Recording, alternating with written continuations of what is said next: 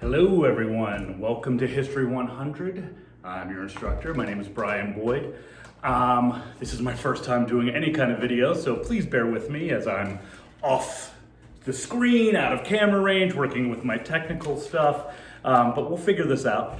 I wanted to welcome you and to build on one of the themes of the first week, which is what is the importance of history and what is it that historians do?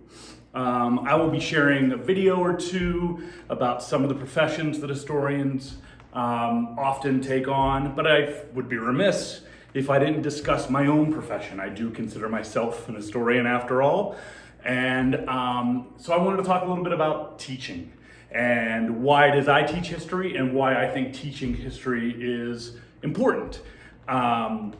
For some people, history is just something really interesting, something that they just love learning about just for the sake of knowing something new and cool about another civilization. That's how I started. That's how most historians start. I could sit down and read history all the time just at the level of, wow, that's really cool. But that's not everyone.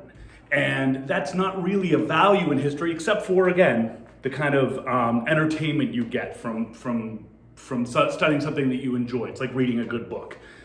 My specialty, my area of concentration was 17th century England, and in particular the English Civil War. Now, on the surface, that seems like something that would be completely foreign to anything that's going on in my life today. It may not have the value that other people would find in that, except for the fact, for me, I could just sit there and I love it. I love reading it. I love learning about John Pym and Oliver Cromwell. But to me, the real history, the importance of history, has to answer the big central question, which I ask all the time in my classes, which is, who cares? That to me is the real value of history. How does this information, this thing that happened in India 4,000 years ago, or this thing that happened in England in the 17th century, how does that help me understand my world better? How does that help me get a sense of my place or how I got here?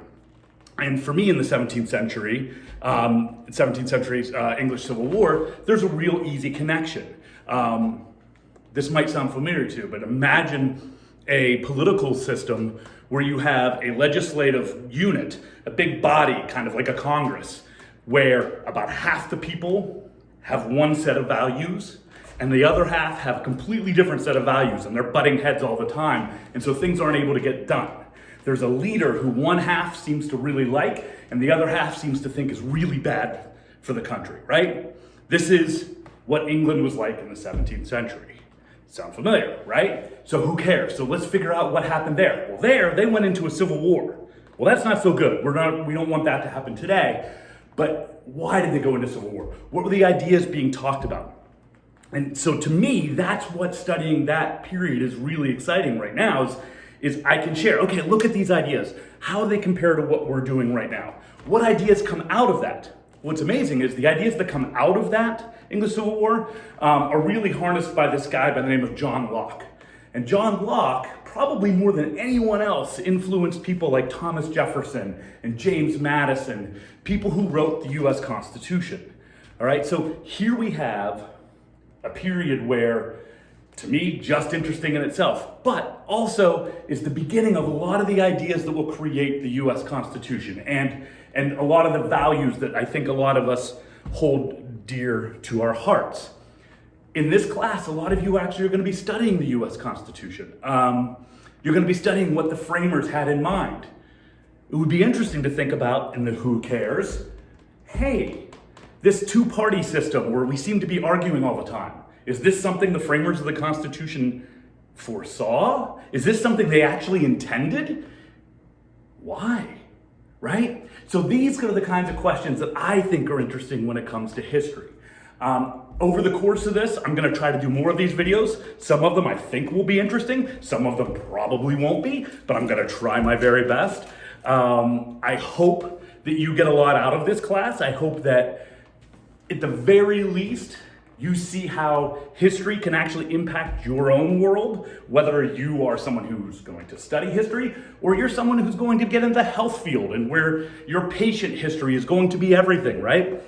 I'm hoping that you will start to see the value that I see in studying history. Welcome again.